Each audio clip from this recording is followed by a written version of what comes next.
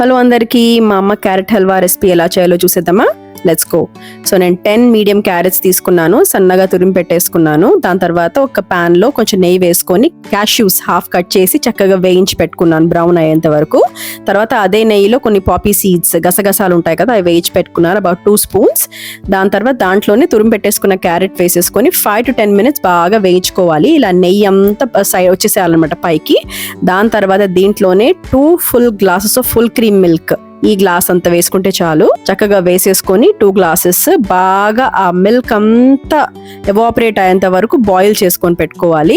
మూత పెట్టుకోవడం మర్చిపోకండి. దాని తర్వాత మధ్యలో ఒకసారి కలిపి మళ్ళీ మూత పెట్టుకోండి. అండ్ చెప్పా కదా, పాలంతా ఎవాపరేట్ అయిపోవాలి.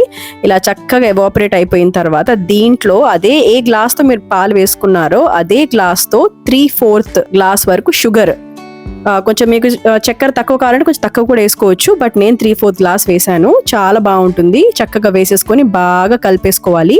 కలిపేస్తూనే కొంచెం వాటరీ కన్సిస్టెన్సీ వస్తుంది కదా షుగర్ వేస్తూనే.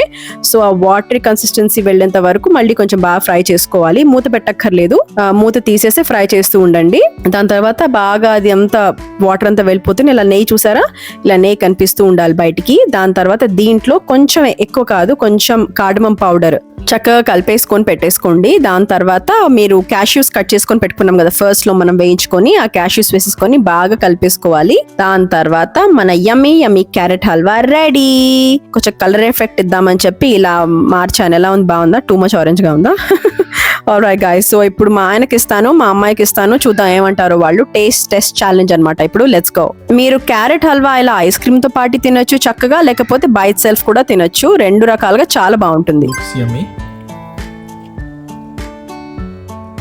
ఎలా ఉంది? మా డాడీకి ఒక అలవాటు ఉండేది అనమాట.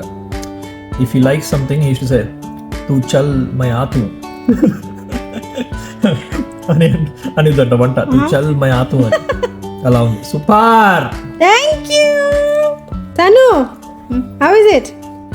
Good. Nice? Yeah. Eat. She didn't have to eat. You have to take up the ice cream. Please like and subscribe చేయండి, అండ్ డెఫినెట్ గా మంచి కమెంట్స్ పెట్టండి. బాయ్.